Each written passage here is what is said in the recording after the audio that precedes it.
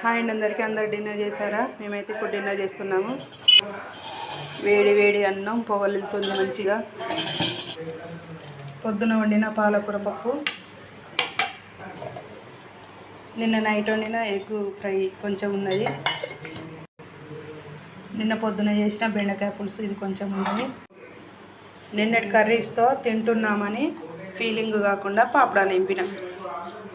ఎట్లుంది నా ఐడియా? ఈ 3 కూరల కాంబినేషను పాపడాలు సైడ్కి పెట్టుకొని వేడి వేడి అన్నం పెట్టుకొని తింటే నా సామిరంగా ఎక్సలెంట్ ఉంటుంది. గిన్నె నిండా కూరలున్నా అది వేరు ఇది వేరు. మీరేం చేశారు డిన్నర్లో? కామెంట్ చేయండి, లైక్ చేయండి, సపోర్ట్ చేయండి ఫ్రెండ్స్. సబ్స్క్రైబ్ అయితే చేసుకుంటే లైక్ చేయట్లేదు. Thank you, bye.